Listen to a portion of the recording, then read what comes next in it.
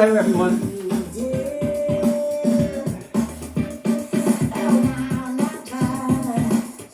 Now or never. That was my chance of having you in the Friday Ketchup. Now or never, wasn't it?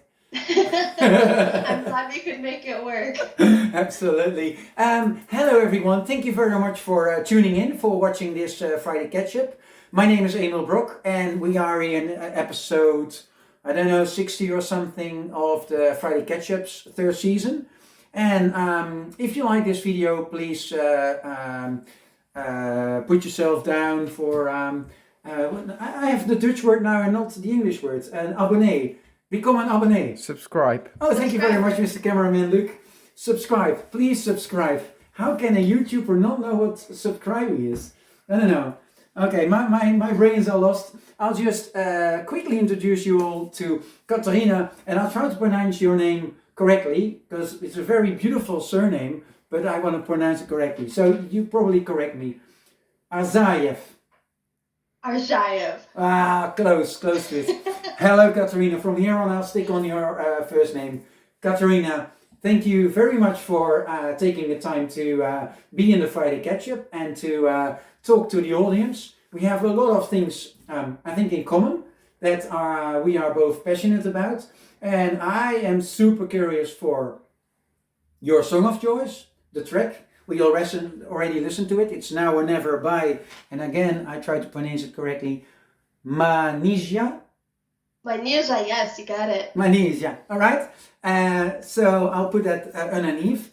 And but before we go into that, first introduce yourself, please, to the audience today. Hello, everyone. My name is Katerina, and I have been with SUSE since October of, now I can't say this, 2 years ago, because it wasn't last year anymore. Oh my gosh, where has the time gone? And I started my career in a small event planning company of 10 people, lasted a year there, and then moved on to technology. And without a technology education or background, I haven't looked back and have been in tech ever since, and I absolutely love it. Wow. And how long ago was it then that you joined that 10 people company? Oh my goodness, oh, you're making me remember. 2016? 6 years ago. Okay, 6 years and now 2 years with SUSE. And being with SUSE, what stands out for you in being a part, and I would say an important part of SUSE, and then specifically Women in Tech, but we'll talk about that later. So what stands out for you in being a part of SUSE? So I worked at a 10-person company, a 10,000-person company, Hitachi Vantara, and now I'm at a 2,500-person company that is going to grow by a lot this coming year. Yeah. Really happy to welcome all our new colleagues. But what really stands out about SUSE is that I feel like I'm still at that 10-person company where everyone knows my name. I know everybody's name. I know what people do.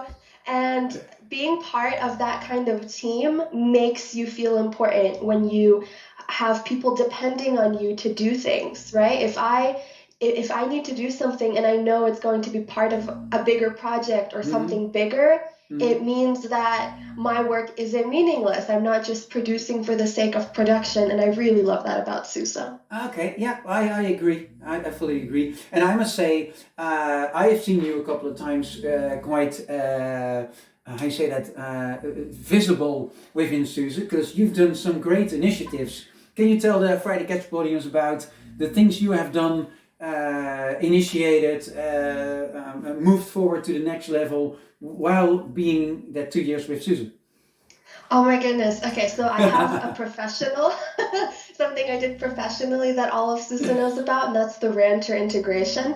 As you know, last year was a big year for us. We went public and we acquired 2 companies. One was called Rancher and one was called New Vector, and I was on the team that brought all of those colleagues in. Yes, I have my own little chameleon. We brought those colleagues in and worked together with the Rancher colleagues and SUSE colleagues to make sure that the systems, processes, tools, and culture were integrated successfully. So that was really important to do, because we had 250 brand new people who were Yeah. joining us, and Yeah. we wanted to make sure that they loved SUSE as just as much as we did.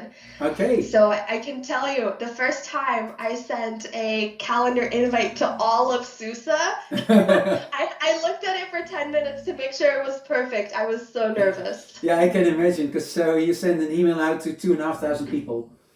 Yeah. Wow. Yeah. And not being blamed for spamming, then that's quite a thing, yeah. Oh my goodness, we didn't have Slack back then, so people couldn't comment as easily. No, I can imagine. Hey, and all the way back to your music choice, Now or Never. Why specifically this song or this artist? Okay, so I was really excited to use your platform to tell the world more about Manizha. Manizha is a Russian artist, Tajik born, and she performed for Russia at Eurovision last year with a song called Russian Women, in which she called out the treatment of women, the family matters in Russia. I'm surprised she even went to Eurovision, I'll be honest. I don't know what was like how in the world she could have been voted, but she's amazing. She was a 8-month-old baby when her family immigrated from Tajikistan to Russia as a refugee, and in one of her songs she wrote, "I'm not Tajik enough and I'm not Russian enough," and I feel that because I was 3 when I came to America from Russia, and I was homeschooled until I was 10. So I have this weird culture going on, and sometimes I don't feel like I'm Russian enough for my Russian family or friends and not American enough for everyone else. And now I work for a German company, so like let's just get that out of the way. Wow. Okay, yeah, that makes sense. That makes sense. And why did you choose then Now or Never and not the song that she performed with at the Eurovision Song Contest? So in the song, the lyrics are "Now or never, be it hell or heaven, I won't need a reason to be loved." And I feel like women a lot of the time, as part of the socialization we receive, feel like we have to earn things. Yeah. And we see that in our jobs in professional world, where men will be promoted for their potential and women will be promoted for their service, what they've done. And as part of my work with women in technology at SUSE, I am really trying to see if there's a way to help women be more confident and like scream this out, now or never, it doesn't matter. I don't need anyone to confirm me or my reason for existence or what I'm doing in the professional or personal life. And Manizha is now the first Russian artist to head Spotify's global equal list. And this song is really, I think, what made that happen. It's one of her newest releases, and now she's going to be in Times Square, so America's going to hear about her. Wow. I'm excited. Okay, and because she is Tajik and Russian, so you feel proud with her being on Times Square? Exactly. Yeah? And it's really hard to be Russian in America because there's still a lot of people who remember Russia from the Cold War. Yeah. And whenever people find out that I'm Russian, I mean, with a name like Katerina, how do you not? Like, yes. Yeah, and your surname? Yes, don't even go there. I remember being in grade school and the teacher saying, because my full name is Katerina, there's 2 more letters at the beginning, and they go, yeah, and I'm like, that's me, don't even try. And so there's a lot of stereotypes when it comes to people finding out where I'm from or who I am, and sometimes you laugh it off and other times you figure out it's a safe place to correct them. But her being in Times Square with a name like Manizha, I'm certain a lot of people will read about her and find out more about her story. Yeah, wow. Okay, well, I'm curious for her career going on from here. Hey, let's move to the next topic. That is your recommendation for the audience to watch, or in this case, listen to over the weekend. It's a podcast and it's called, and I'm reading it out here, and Mr. Cameron, if you want, you can zoom in to The Masters of Skill by Reid Hoffman. Can you tell us what is this podcast about and why should people listen to it? Absolutely. So Reid Hoffman was one of the co-founders of LinkedIn. So you Mm-hmm. already know he's a genius who saw a saturated social media market and was like, you know what's missing? A work social media. So Yeah, thank you, Reid Hoffman, for that. yeah. Um, and giving Emiel a platform for the Friday Ketchups, which is how I found about it on LinkedIn. Yeah. But this podcast, he invites the most incredible people. I just have it in front of me. He had Robert Iger from Disney talk to him for 2 hours. He had the Wow. CEO of an investment company, massive investment companies. Barack Obama did Oh, two parts of okay. it. Yeah. And so you just look at the list of people he's interviewed, it's an incredibly diverse list. He has so many different perspectives. And the kinds of questions he asks are not just about business or, it's called Masters of Scale. So it's scaling your business, growing as a person. Mm-hmm. And he has them share their personal stories and then how those stories from their past help them become who they are today. Oh, And wow. it's so diverse. And you listen to it and you're like, wow, like that piece is similar to me. Maybe I'll be a Yeah, president. I won't be well, a president. I'm not Reid Hoffman. He has got more hair than I do. But if I would be Reid Hoffman, I would ask you, how would you go? How did you come from the 10 people company, as you said, to now 2,500? And how did your character and your background brought you where you are now? Well, the first company I ever worked at was 10 people, and the owner is the boss, right? Yeah. And when that happens, there's like, who do you go to? There's no HR. So if you have a problem with HR, who do you go to? So I was very unhappy, and I learned a lot of bad habits. Okay. For example, if I ever got approval for something, I put it in an email because then it would be with the timestamp and it would be written Okay. down and it would Yeah. be indisputable.